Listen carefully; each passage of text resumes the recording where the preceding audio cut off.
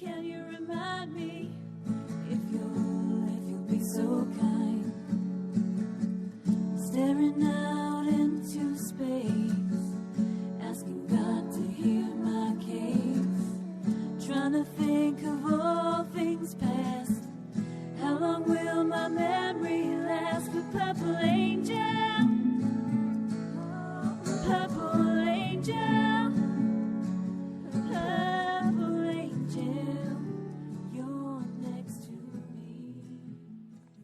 Well, hi, everyone, and welcome to Alzheimer's Speaks Radio. I'm Lori LeBay, the host and founder of Alzheimer's Speaks, and I just thank you all for listening in today. We're going to have a brilliant program, and both of our guests today are really making some huge changes in the world of dementia, and so I'm really excited to get to our conversation. But before we start, we always get new listeners, and so I like to let them know, who the heck is Alzheimer's Speaks? What do we do?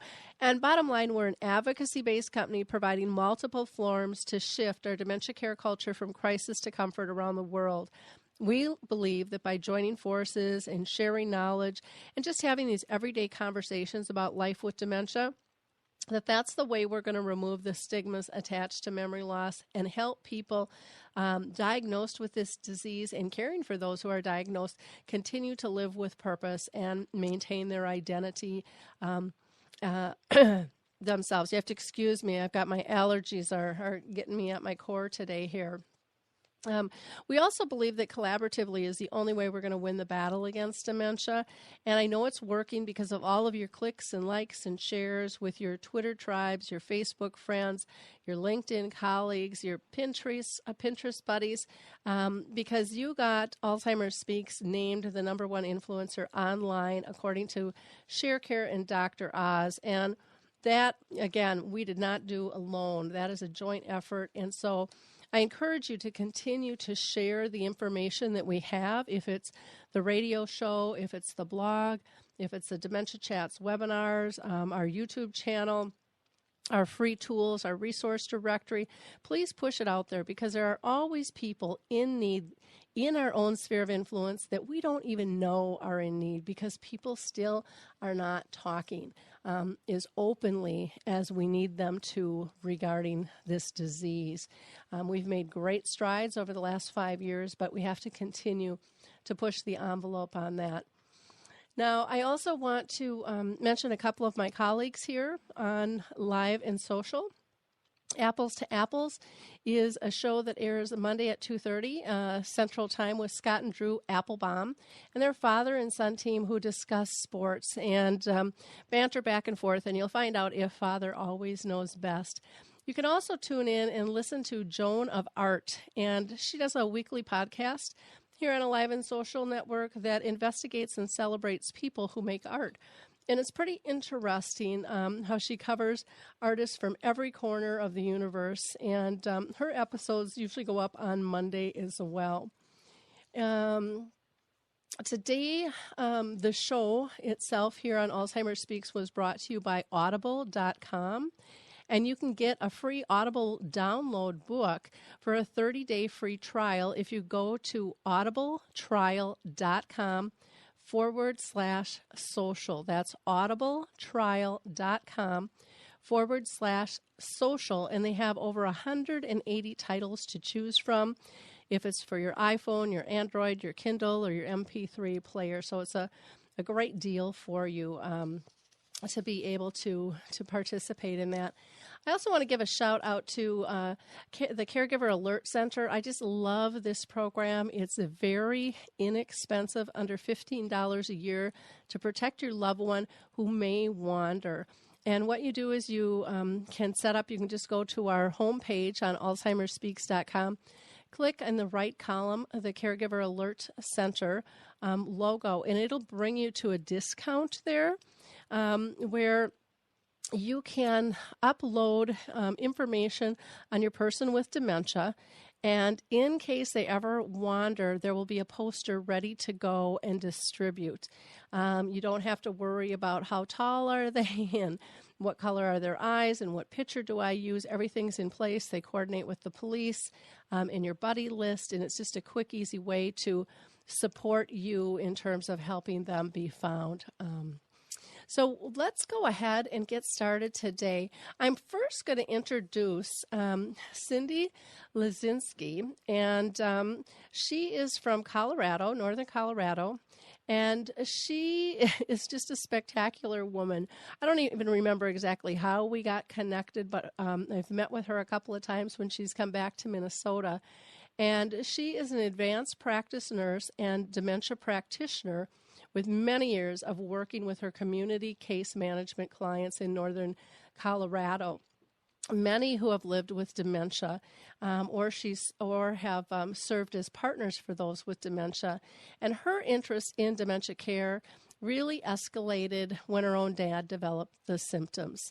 And we all know when it touches our own family, it really hits hard with us. And many of us take that angst and try to do something to help improve the next guy's life. And Cyndy is doing some miraculous things and is really the catalyst for building and sustaining a dementia-friendly community in northern Colorado. So welcome, Cyndy. Thanks. Glad to be here. Well, I'm thrilled to have you on, and you're the one who actually told me about Penny Garner. And I was kind of ashamed to say, Penny, I did not know of your work. And Cyndy is just such a passionate, raving fan of yours. And I can see why after doing some more research on Penny's work. You see, Penny was the first to introduce to dementia by her mother, who developed Alzheimer's around the age of 60 and died at the age of 74. And for the past 23 years, her and her team have worked at Burford Hospital, and they have a program called SPECAL, and it's specialized early care for Alzheimer's. And it also has a charity of its own, which is called Contented Dementia Trust, which I just love that name. So, Penny, welcome. I'm just thrilled to have you here and to help raise your voice of your work. Thank you very much. It's the most enormous privilege, and it's not often I get to speak at such a distance, so it's very exciting. Well, I was so touched at what I've read and viewed about your work, and I just can't wait to share it with our audience because I can see why Cyndy is such a raving fan of yours. So I'm going to start by asking Cyndy first, how did you, Cyndy, hear about Penny and her contented dementia approach? Well, I went back and visited my dad in Wisconsin one weekend, and he was a trout researcher for the state of Wisconsin, kind of had this brilliant career. And one day he said to me, Cyndy, I just can't multitask anymore. I can't seem to focus, and I feel like I'm living in a fog. And from working with some of my own clients with dementia, I thought, oh, here we go. And I just, with the kind of man my dad was and with really how truly brilliant I felt like he was, I thought, I cannot handle him with his arms crossed over his chest, rocking in a chair back and forth. And that was my image that I had of, oh, this could be his future. So I went home and started reading whatever I could about dementia care, and I thought, I want to just learn everything I can. And the very first book I read was a book called Dementia, Frank and Linda's Story, and it was by Louise Morse. And she's from the UK as well, and she talked about using this contented dementia approach in these pilgrim homes where she worked. And so I contacted her because I was going to the UK 3 weeks later and asked if I could meet with her. And she said, well, I have something even better. Penny Garner, who developed the approach, is going to be in London when you are. What are the odds of that happening? I actually got to sit down with Penny, and she told me about this SPECAL approach, or this contented dementia approach that she developed. And honestly, it just gave me such hope that life didn't have to be awful for my dad. And I've thought about it since then. I thought, well, why did it make so much sense to me? Because it was like such a light bulb went off, and I thought, why did I never learn this in nursing school? Why doesn't every single nurse know about this approach? And the reason why I think I got it is because she starts with why. And she uses this photograph album analogy to explain how the mind with dementia works. And by me understanding that why, it then made it just make sense to me of, okay, now this is her approach. I get why it works, and it's easy. It's not even, there's a lot of person-centered approaches out there that are good, but the contented dementia approach is so simple. And so that's where I just think everybody should know. How did it help you in dealing with your dad? Can you give us an example? Sure. One thing Penny says, she has 3 golden rules that she talks about, and one of them is make the person with dementia is the expert, so make them the expert. And so I knew that my dad's expertise was fishing, and so I would often start conversations or just talk about what I knew he knew well. And that gave him confidence to participate in a conversation because he generally wasn't very talkative. But knowing that he could talk about what he knew well and not know that he wasn't going to be criticized or corrected when he talked to me, he I think shared more than he would have otherwise. And he even said to me, I wish you could stay all the time because I just feel better when you're here. And my mom would say that too. He's just a lot less anxious when you're around. And again, it wasn't because I was this fabulous person to have around. It was just that I was just using Penny's simple golden rules that I know she'll tell you about that just made it easier for him. And it put him at ease. It then actually made my mom more at ease when I was there too. And she was able to eventually learn the strategies as well. Okay, wonderful. Now, Penny, I'm sure you hear stories like that all the time from both families and professionals, that it just eases things.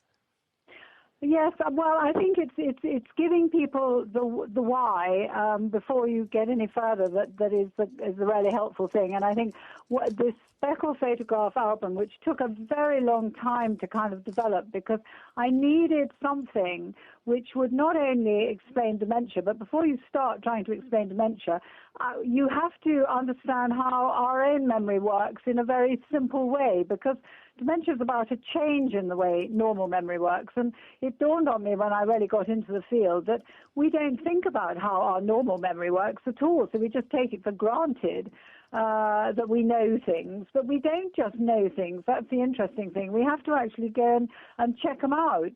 And it's this idea that gradually developed of finding a way that I could explain how normal memory works for all of us in a way that people could understand, and then see what happens as we age, which is, again, very normal, and then to see what happens on top of all that.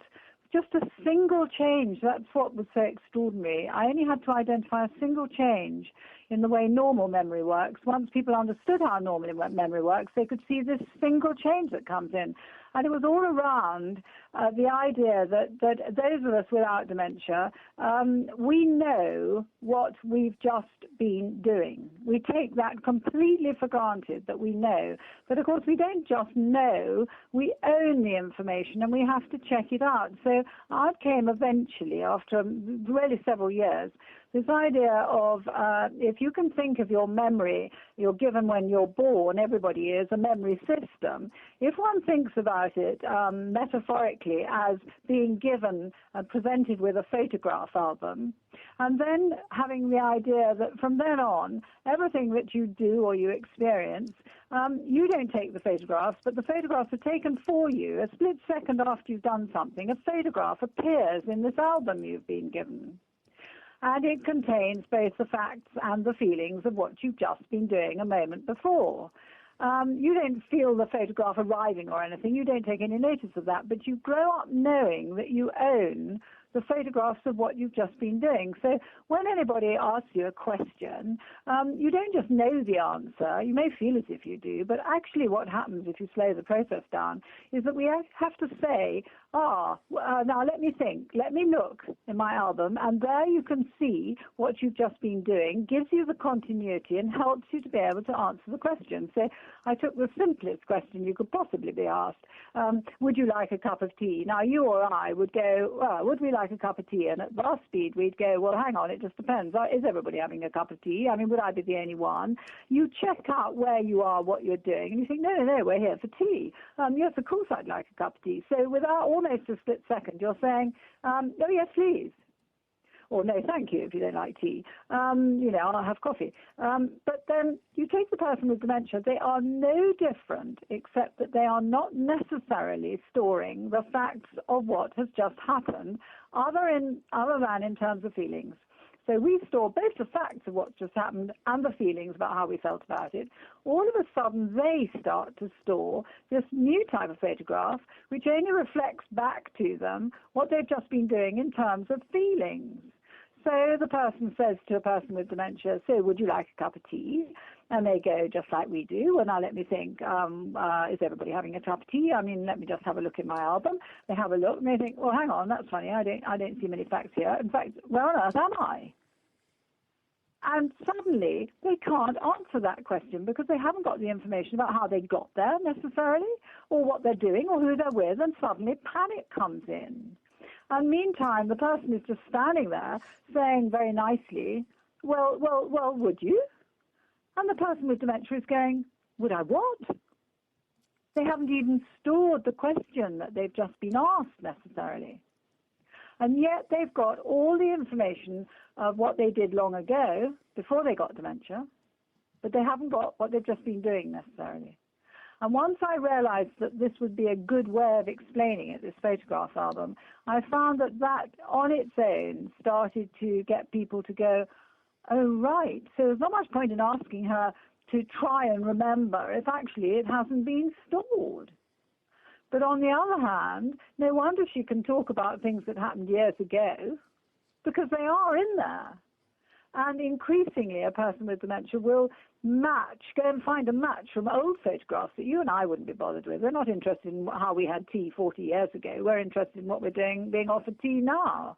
But they will actually go back and make a match.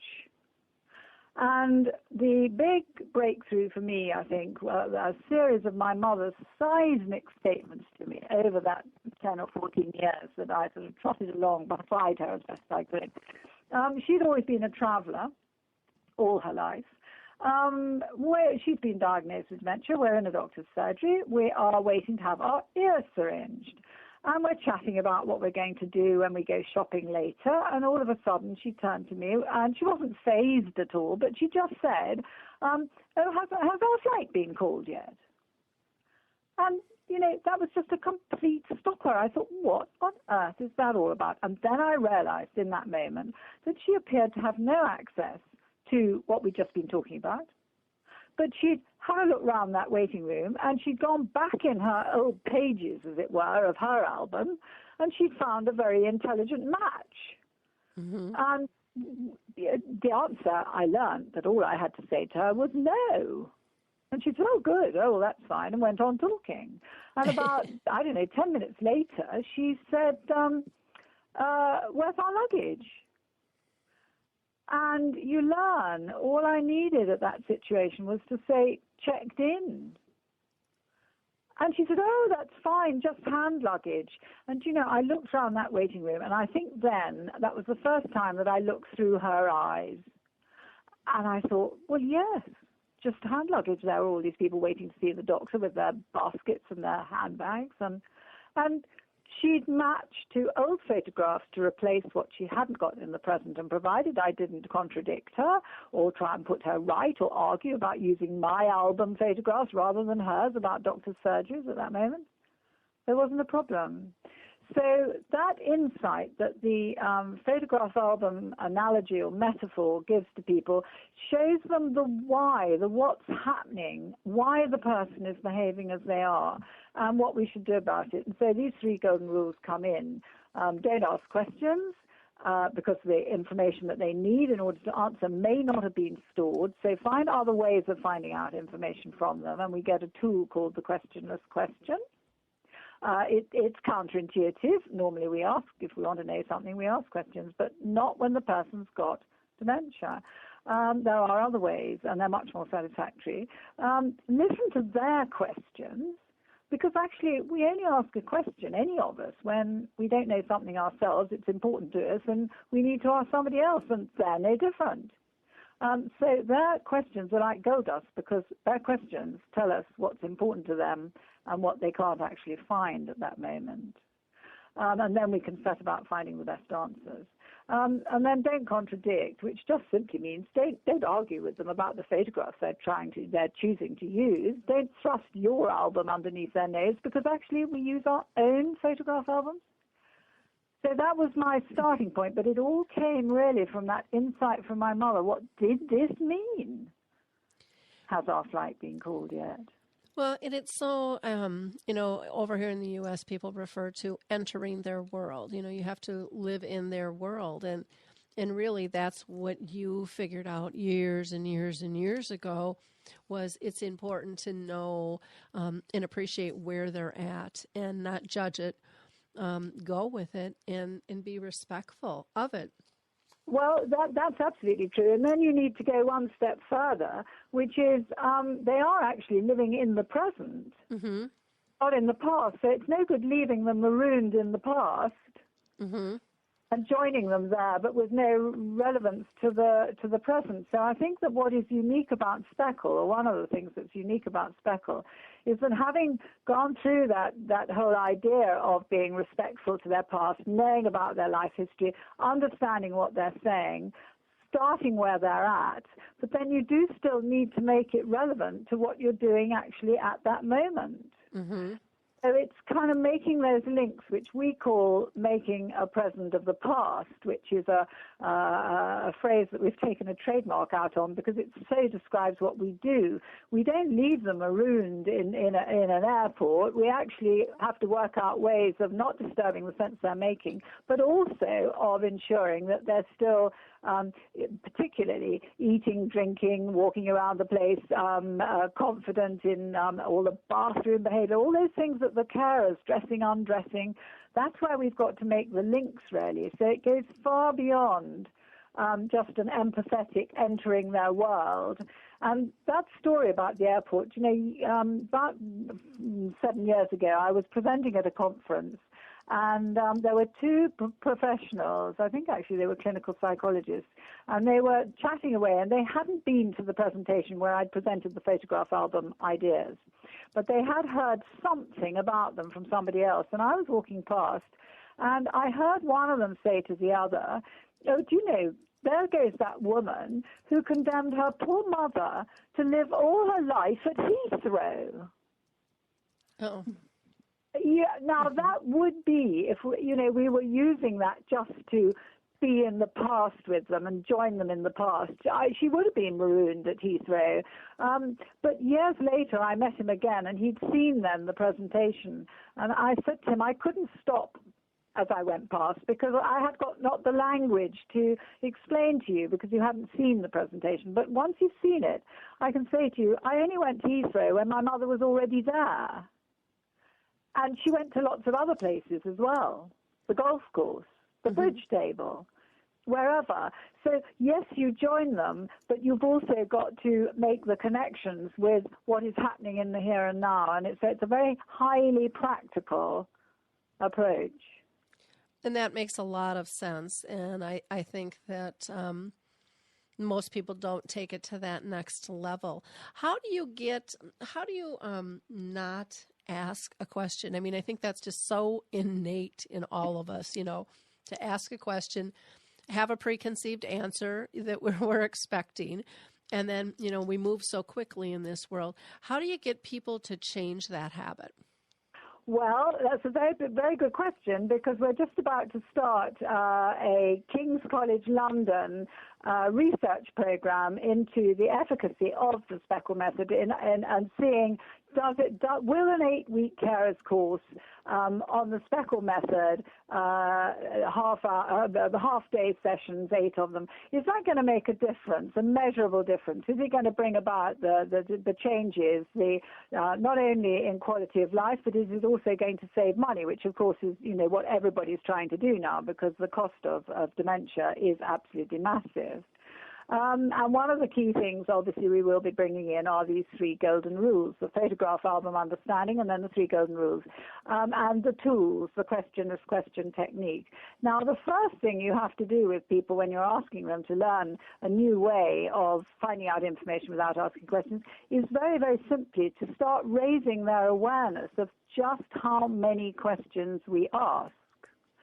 And then being aware of that, to start thinking about actually how many of them do we need to ask, and how many of them could we find out by another means, and then looking at, right, what is the technique if I need to find out information from this person, how am I going to do it? So the classic starter for the questioner's question is, if we take the question of the cup of tea, I mean, is this poor person never going to be asked if they want a cup of tea? Are they not going to get any, supposing they wanted coffee?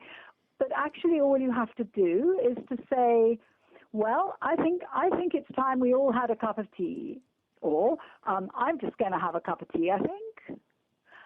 And the other person will invariably say, oh, make it 2, or I like coffee, or I hope it's got sugar in, or you've got your information, you've got your reply. But you haven't put them on the spot when they have to go, oh, let me think, let me look, oh my goodness, there's no facts here, what's going on in my life, oh my goodness me. Well, and that is so stressful in talking with people with dementia all the time. I mean, that's one of their biggest fears, and one of their biggest things that they're worried they're going to have a faux pas and someone's going to, kind of see those skips and misses in their brain. And they work so hard to stay on track. And I think most people don't have a clue how hard their brain is working. I think that's absolutely right. And when you think that the person with dementia is storing facts, and we've got this image in the photograph album of each photograph that goes in, and they're flying in all the time, and what we've just been saying, what we've just been doing. And each photograph has got a central portion of the facts, and then it's got a kind of square framework around the outside which represents the feelings. And this new type of photograph that the person with dementia starts storing randomly and intermittently, but increasingly frequently, this new thing that we call a blank, it's fact-free, feelings only, there's an awful lot of space for feelings in this photograph, because the feelings don't have to kind of jostle with the facts. There's all this space for feelings because there are no facts in it. And so feelings become incredibly important. And they're very aware of how they're feeling, how they've just been feeling, uncluttered with an awful lot of the facts that most of us are preoccupied with. Now, it's okay to some extent to feel all right but not quite know why. But supposing you've just felt panicked, and that panic stores as a blank photograph, it's got all the panic in the photograph, but no explanation as to why. Now you're going to catch sight of it and think, something hideous has happened. What on earth was it? Yep. That's when you're going to do more matching, because the person with dementia hasn't lost their reason, they haven't lost their ability to reason, their wish to reason, but they have lost an awful lot of the factual information that most of us expect to be reasoning with. So they very sensibly go back and make these matches to try and find some facts from a long ago that are going to make sense of how they're feeling now and where they are. Now, if they have felt panicked, and sometimes it's to the point of trauma. It's so alarming to think you don't know what on earth's been happening, but you can see something awful's been happening, but you don't know what. What happens? They will go back and seek out not old benign photographs about airport travel, but about catastrophe. Because they're matching how they're feeling in the present. They've got to find some dreadful trauma in the past to make sense of this traumatic feeling they've got in the present. Wow. So that is completely hideous. And, there is something, the worst sort of trauma you can imagine that you or I could go through, we would at least know what had caused it. And that gives us some way of doing something about it, even if it's just coming to terms with it. But to be stranded without knowing that trauma has happened, but not knowing how and what it was about, is really just about the pits. And that is why it looks to us as if people eventually, sooner or later, shut down. They have to, as a defense mechanism. And so there are an awful lot of people who seem to be entering end-stage dementia, end-stage vegetation, who actually have opted to bail out because it's too traumatic to live in a traumatic present that they can't explain, except by going back and finding old trauma, which will be out of kilt with today, and will be dismissed by other people. Oh, you don't want to worry about that. No, there hasn't been an air crash. No, you're at home. But actually, they're just stuck. Mm-hmm.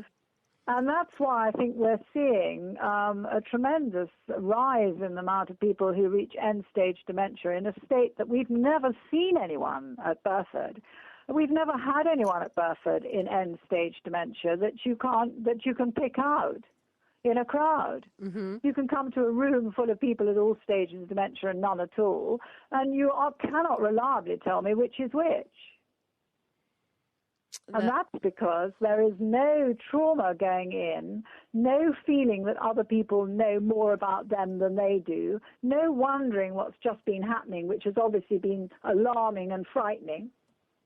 It just isn't happening.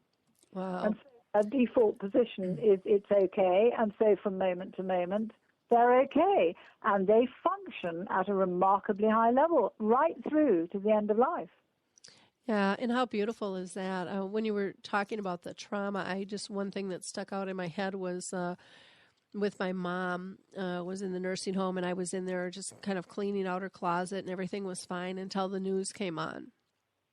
And then she saw pictures of bombing, and she got so frightened and so scared. And I had no idea that she was thinking that was going on outside the walls of the nursing home. No, and then that feeling that she's that awful trauma stores, but without the fact that it was a television program. Yep. Yeah. And so you feel, I've got to do something. Something hideous has happened. We have to do something.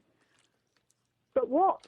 Yep. I don't know what to do. So once you really get your head around the photograph album ideas, two things happen. One is that it becomes obvious that we must promote good feelings for people, and that does mean not contradicting, not putting them under stress, listening to them as the expert, treating them as the expert. All that will ensure that they have a benign experience in the present, which means that when they go matching for old photographs, for old facts when they need them, they're going to look for old benign facts. Mm-hmm. And then the next bit, the more advanced bit, is to look at what happens if it's not benign in the present. And, of course, there's nothing worse than somebody who owns a bit of information about your life, who argues with you, to say, no, you're wrong and I'm right, and then produces incontrovertible evidence. We give the example of I asked you to post a letter. No, you didn't. Yes, I did. I saw you say to the person with dementia, I saw you put it in that pocket in your handbag. I know where it is. I'm going to show you where it is. And the person with dementia looks in their album and they go, there's been nothing about a letter today. I haven't been given a letter today. And then the letter is found and shown to them. Now they know that they don't know about their own life, and they know that the person that they're talking to owns something that they've done and they don't. And that is just about the worst sort of trauma you can inflict on somebody. That your own knowledge of your own life is not yours. They know what you've just been doing. You can see clearly that they do, because they can tell you what you've just been doing and give you evidence of it. And you don't own that information. It is simply terrifying. It really is. And I just think it's beautiful the way you have really listened to the person with dementia and framed them as the expert. That's I'm very aligned with that belief that, we're just peeking in the windows. That's right, and I think Cyndy's got the most wonderful story that I only heard of this morning, which I'm sure she can tell us, about somebody at where she works who just tried the 3 golden rules for a day. Isn't that right, Cyndy? Oh, yeah, one of my friends who's in a support group with me, and she was so depressed and overwhelmed. She's a teacher, and her husband was a teacher, and he got recently diagnosed with Alzheimer's disease, and she was so just beyond herself. And so I explained the whole photograph album analogy and said, there's just 3 golden rules. Just try these 3 things. And she tried it for one day. She stopped correcting him. She stopped asking questions. She only talked about what he was an expert in. And he said, at the end of the day, he said, well, this is the best day we've had in years. You're a much better wife than you used to be. Oh, how cute. Well, it is. It's so simple.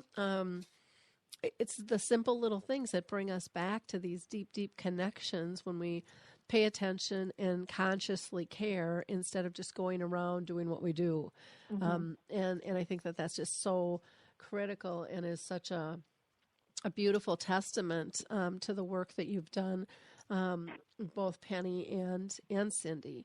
You're really bringing the brilliance alive of the relationships and getting back to the core of what's important. And, for all of us, it's to be peaceful and to be comfortable in our own skin. And when somebody finally realizes the angst and the turmoil that's going on and that we're causing, what a difference. I remember hearing one of the stories, Penny, maybe you could share about, I think it was your mom you had placed and they brought her back because of tea, because she wanted hot chocolate instead of tea. Was that, I'm trying to think if it was you or if it was somebody you were interviewing. I do. We gather so many stories, don't we, when we get going with people. Just remind me. It might have been me. It might have been somebody else. Yeah, I can't remember. It was on your on your DVD, and it was just a beautiful story of, finally, she was going to be placed, and then they brought her back because she just got so agitated over the tea, and she never liked tea. I was just thinking about the story on the another story on the DVD, which sort of echoes really the point you're making. Because I think what I found, I've been now 26 years since I had my mother's case history, and it was only one. It was in depth, but it was only one person, and I had no idea whether it would work for anybody else. She left me a sort of virtual blueprint of what I should do with her, but I didn't know whether it would apply to anyone else. And then at Burford over the years, I found it applied to absolutely everybody. And I think one of the fascinating things is that these stories that one produces, other people have got them, and they are making the same sort of points. And there's something in the DVD where somebody who'd been on she was quite a young wife, actually. She was a second wife, and her husband had Lewy body disease, and he was really frantic at night, and they were getting no sleep at all, with these, in quotes, hallucinations about the whole room being invaded with children. And she tried everything she could, and then suddenly one day she said, "That's ridiculous. Now what on earth would SPECAL do?" So she had another think, and she went by listen to the expert and don't contradict. So when he said, about these children for the umpteenth time, she got out of bed and she said, "Now come along, out, now come along, tidy up," and out you go, one by one, and ushered these children, so to speak, out of the room. And she turned round and she said to him, "Well, there we are, Tony. They've all gone now, thank goodness for that." And he said, "Well, that's wonderful, but why on earth didn't you do that before?" And those are the sort of remarks, when you think about it, that you realize that if we listen to the person, but we've got an idea. I do think it's I haven't found anything other than the photograph album ideas that give you the insight in order to be able to translate what they're saying in quite the same way. But armed with the photograph album ideas and then listening, they really write most of the script for us, and it's like turning light bulbs on. Mm-hmm. My mother's, she made these seismic statements. She made another one, which was, again, rather, I suppose, in the same vein. She said to me, "It's really interesting, but the only person that I have a problem with my memory with is your father." Now, my dear father, I loved him as much as my mother, but he was a medical man, and facts were much more important than feelings, and he needed to keep her up to the mark. And it didn't work. And she was so aware of the problems all the time, of her own deficit. and how he knew and she didn't. But she found it extraordinary that when she was with the rest of us, that she had apparently no memory problems at all. But then we were running on old pages and not expecting to refer to anything that had just happened a moment ago. But it's not common sense. It's what I call speckle sense, because there isn't another word for it. And I don't know of another condition which turns common sense on its head. But common sense simply, I discovered, doesn't work for dementia. Yeah. Cyndy, you had a comment? Oh, kind of along those same lines. An example that I experienced when my dad was in the hospital, and he, by mid-afternoon, was starting to get real anxious, the whole kind of sundowning thing, and he had this story in his head that he had to make a list. He just had to make a list. And so the response was, Bob, you're in the hospital. You don't need to make a list. And so, of course, his anxiety rose. He ended up getting anti-anxiety meds, and this happened 2 afternoons in a row.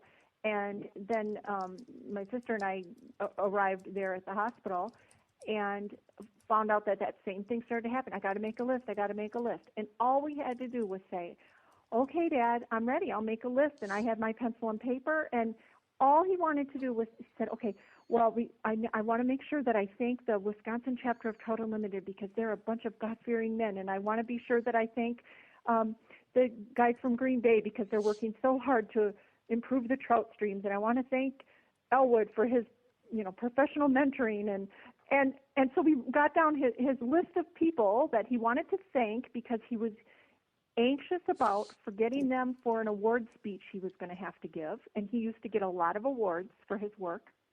It made total sense that that's what he would have been anxious about, and he didn't need any anti-anxiety meds that first day that we got there. The second day it happened, and he was still in the hospital. The same thing started to happen again. I got to make a list. And so we said, okay, I'm ready to make a list. And he just kind of took a breath and was like, okay, that's fine. He didn't even need to make a list the second day. He just needed to know that he could make a list. Yeah. Oh, that's such pure speckle, And then the next level is you supply the information before it's asked for. So you walk in going, thank goodness we've made a list. Right. And then and then after that it disappears completely. Right.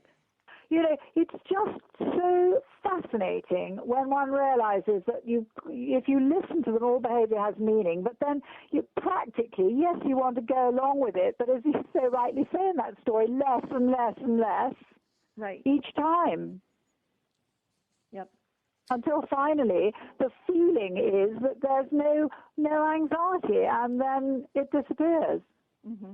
And I think an awful lot of our work is in listening to the questions or statements that the person makes, finding out what the anxieties are, addressing them, and then gradually they just disappear. Extraordinary, quite extraordinary. Yeah, I love one of the other things that you really focus on, Penny, too, is the feelings and how important those are. And how those yes, and I think we've got a multitude of what we call SPECAL mantras, which come in once you understand that the fundamental difference between the person with dementia and the person without is that the person with dementia is storing a lot more, some facts, but new facts, but a lot more feelings, whereas most of us are running, on a database of facts with a few feelings thrown in. There's a narrow margin of feelings around the outside of each of our photographs of facts, but the facts are really what we're running on. I mean, certainly watching my father as a medical man, he wouldn't have got far, treating people if he's only interested in feelings. So the facts are important. But obviously to the person with dementia, the feelings is their major database, and their feelings memory gets better and better. For one thing, they're storing many more feelings because there's much more space for storage because they haven't got to be cluttered up with too many new facts. And also their perception and their picking up of feelings is so much more acute than ours. And I think that's very similar to other disabilities. If you think of dementia as a disability, that if somebody's losing their sight, their hearing apparently becomes much more acute. Well, they're using it a lot more. and the feelings memory and the feelings receptors for a person with dementia, they are incredible.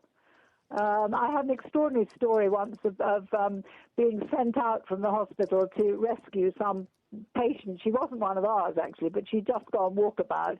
I had to get her back in the hospital, and it was a very long story, and I must say I was incredibly nervous about her being out and about and not getting her back. But I finally got her back in the building, and she turned to me as we walked in, and she said, "You're absolutely terrified, aren't you?"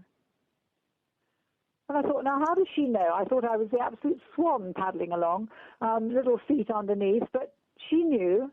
Mm-hmm. She just picked it up. So, yes, feelings become much more important than facts. And, in fact, the facts that we use to promote good feelings, they really don't matter. We've just got to find the facts. You know, if saying checked in to my mother about where's the hand, you know, where's our luggage, the facts, they need to be simple, but they're less important than the feeling that generates them. And one of the amazing things I was doing in training a while ago was teaching people about the answers to questions and monitoring the questions, finding the most frequently asked question, and then one at a time working our way through them. And this male nurse said to me, well, it drives me mad. She always wants to know what day of the week it is. So I said, well, what answer do you give her? And he said, well, of course, I tell her. So I said, well, have you managed to find out, questionless question, which day of the week she'd like it to be? And he found that incredibly challenging until I pointed out that he could write down the question, and every time she asked the question, try offering a different answer. Well, you've got 7 for a start. You could murmur about Monday, Tuesday, Wednesday, Thursday, Friday, Saturday, Sunday. You could monitor the results, you know, when she went, if it was Wednesday, but on the other hand, look brighter if it was Thursday, or you could say it's nearly Thursday, or it's certainly not Friday. Try it out. And he came back 2 days later and he said, I've cracked it. She really is interested in Fridays. That's the one that she goes, oh, good, instead of, oh, Lord. And so we developed this kind of scale, 0 to 10. It's got lowercase, it's the oh, good versus lowercase oh, God factor. So, you know, the answer that produces the best, oh, good, oh, phew, oh, that's all right, that's fine. So I said to him, that's fascinating, and I wonder why it's Friday. And he said, oh, I haven't got a clue why it's Friday. So I said, well, you do need to get very curious because it's interesting. What's so special about Friday? He disappeared for another 2 days, and he came back. He said, I've cracked it. I know why it's Fridays. She's very keen on football. She follows a club. They never, ever win. But on Fridays, she's always hoping they will. And they always play on Saturdays. Oh, wow. Well, I and can't... out of that, he found her favorite colors, the scarf for the whole world of her history came out just from being able to talk about the joys of Friday. Well, and you just look at the knowledge he gained on that individual. He had no idea before. You know, he really got to know who she was and what made her tick. You know. And all she was doing was 5 things she was doing. She was not asking him direct questions. She was finding other ways. She was just what we call burbling on, and finding ways of making connections with him. She was listening to him as the expert, if she ever said anything. She was never contradicting. She was stopping talking as soon as the other person started, and she was not interrupting. And following those 5 principles, she gathered a lifetime of experience about that person. And then the next bit is obviously to see how you link to activities of daily life, and work out how to get somebody enjoying a bath, how to get somebody dressed, undressed, whatever, using that information. And hopefully sharing that with other care partners. So that's the next bit, of course. You have to learn to do it yourself first before you share. We have a saying called the 3D approach, which is you have to develop something to start with yourself. That's the first D. Then you have to learn to deliver it yourself until you're really confident. And then, and only then, do you demonstrate it to somebody else. Because once that somebody else has seen it, they'll be able to do it too. but they can't really develop it themselves, but they'll have the confidence if they've seen you. So gradually, yes, you work your way through everybody who comes in contact with them so that you share. We had a wonderful example of, you do have Marmite in the States. Do you know what I mean by Marmite? No, Cyndy, do you? Uh-uh. No. Well, it's obviously a very British thing, but it's a very small pot, a very distinctive little black pot, and it's got it's like sort of, it's a spread. It's a type of spread, but it's a yeast spread, and it's terribly good for you, and you can make it into drinks, and you can spread it on butter and this, that, and the other. And during the war, it was a great standby in the cupboard. And this family found, by a lot of research and looking at background history and so on, that all they had to do when they came down in the morning and sat down to breakfast with their mother was to say, "Oh, glad about the Marmite." I mean, it must just as soon been glad about the honey or the maple syrup, whatever. Glad about the maple syrup. And as soon as they did that, she went, "Oh, that's all right." As if the whole world was now okay. And it was because she felt that she could cope with anything, any amount of guests, any amount of hospitality. Life would be all right as long as they'd got, the equivalent of maple syrup in stock. And they rang me up and they said, we've cracked it. We're just glad about I'll call it maple syrup. Glad about the maple syrup. And we don't have to just do it at breakfast. We're glad about the maple syrup all through the day. She doesn't get bored of a repetition because she hasn't stored the fact of what we've just said. She's only stored the feeling. Wow. And so it gets simpler and simpler over time, which is another very distinctive feature of the SPECAL program. Instead of getting more and more complex, it gets easier and easier. Okay. I can't believe we have blown through almost an hour of time, and I want to ask you one more question, Penny, because we just have about 7 minutes left. But do you have a message for a person who might just become diagnosed and those that are going to care for them? I've certainly got a message for the person who's just been diagnosed, and I think that is to have a feeling of real confidence that the only thing that's been affected for them is new incoming information. All the information that they've gathered during their life is there somewhere in their album. And there's masses of it compared with the tiny bit that they are now losing that's compromised. So a man of, 70, he's got, certainly 65 years of experience and facts and feelings all in that album that he hasn't used very much because we don't. We tend to use today's page. But it's all sitting there waiting to be used. So he needs to be really confident that provided he follows a sort of mantra of grateful, not greedy, not needing new, but spending his time thinking about what he's already got, making sure that his carer, whoever that is, that they go and learn as much as he already knows, because he's the expert, Everybody with dementia knows they've got it before anybody else does, because it's impossible not to know that it's odd that you don't know what you've just been doing. So they've all lived with it for quite a long time. They're all expert at knowing what they don't know and going back to find matches in their album. So they are expert, so they want to have the confidence that they own a lot of useful information that they can use, rather like an artificial limb. And then they want to send their nearest and dearest off to become as expert at them. So they read the book, they go on some lessons. The person with dementia doesn't need to. Oh, and that's wonderful. One of the things we do on Dementia Chats is have a panel of experts of people living with dementia. So anybody from around the world can join us, ask questions, and participate. Because sometimes you can't ask your own loved ones certain questions just because of dynamics and things. And so that's been really, really fun to do. But I love that you're setting them up to be the expert and empower them with the knowledge I think that so. they And hold. we have got a book called Contented Dementia, which was written by, actually, he's my son-in-law, is a clinical psychologist, Oliver James, about 10 years ago. And in that book, at the very last minute, as it was going to press, I rang Oliver up and I said, we simply must put in something at the beginning of this book in case it's picked up by a person who's newly diagnosed. Mm-hmm. Because there's no need for them to read the whole book. None whatsoever. They'll find it difficult to process because they're not storing all the new stuff that they shouldn't do anything new. And this book will be new. They are the experts. So I want to write a letter, and I wrote a one-page letter. He gave me 10 minutes. He said it's just going to the publishers for print. So I threw together this letter that said, dear whoever, if you've just been diagnosed, this one page is for you. Here is what I feel you should do.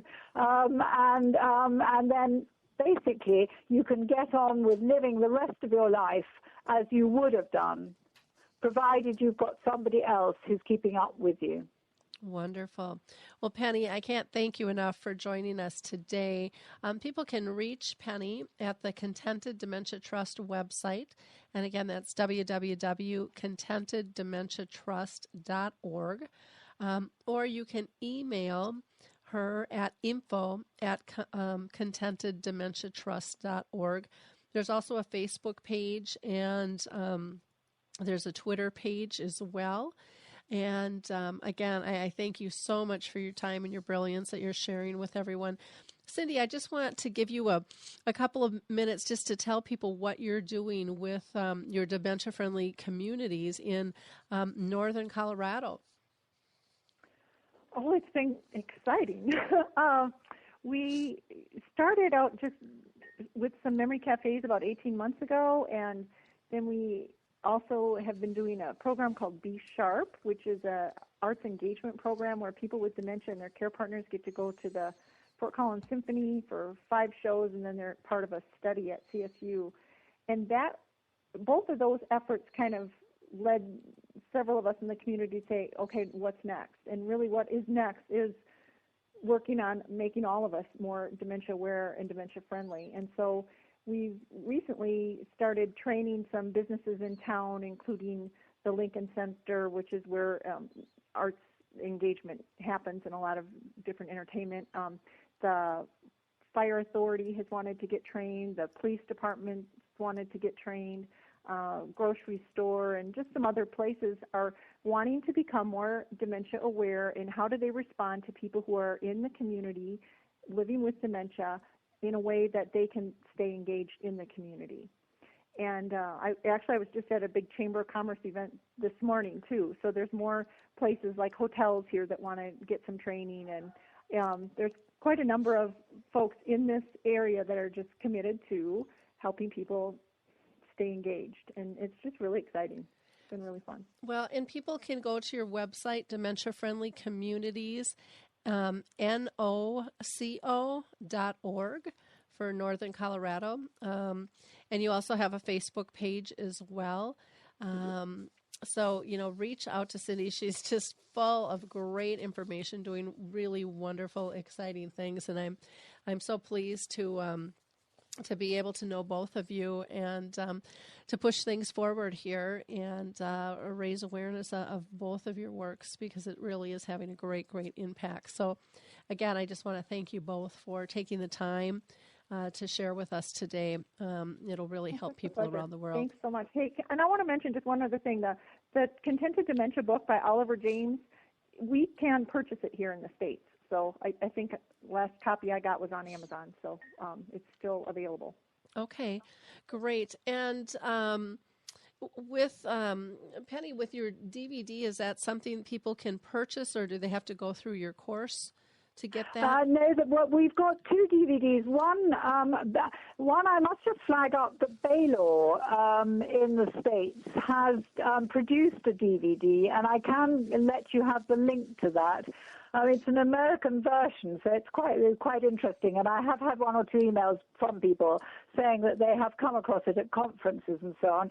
We've got our own over here, but we are using it and keeping it under wraps for training professionals at the moment and training them to coach other people. But it won't be long before that will be, I think, on YouTube. But we have another DVD, which is mentioned on our website, which is about 6 SPECAL carers and their journey. And that is interesting, I think. And that you can get straight from us via the website.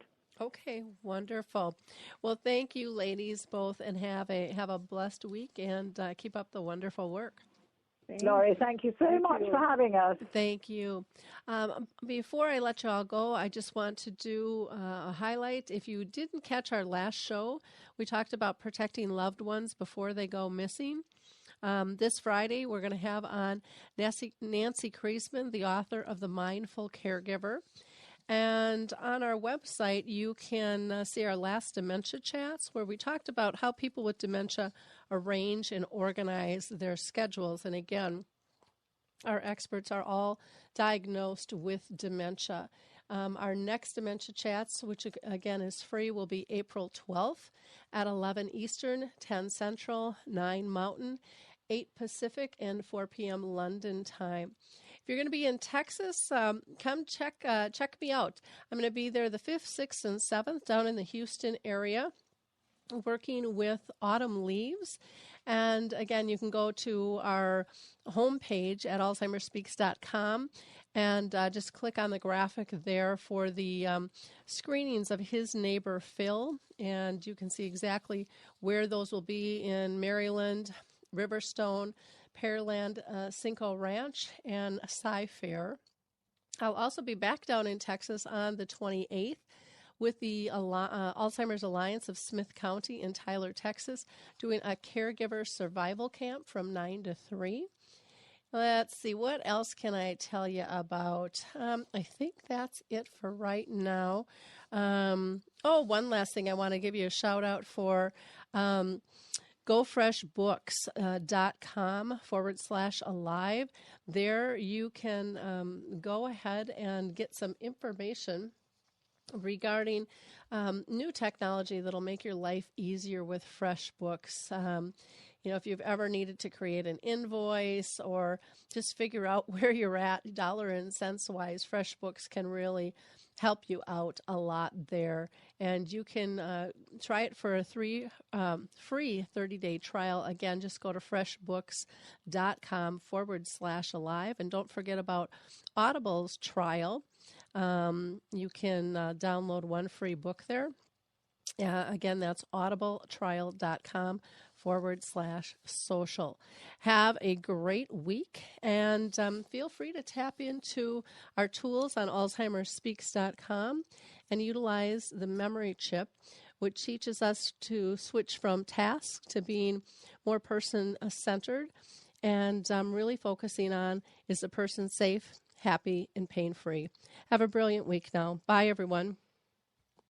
Hi, I'm Lori LeBay, and I wanted to tell you about Alzheimer's Speaks, which is another great podcast. You see, my own mother lived with dementia for 30 years, and I felt lost. Did you know every 3 seconds someone in the world is being diagnosed with dementia? Odds are it's going to hit your families too. We want to help you connect to services, products, tools, research, and stories so you can be prepared.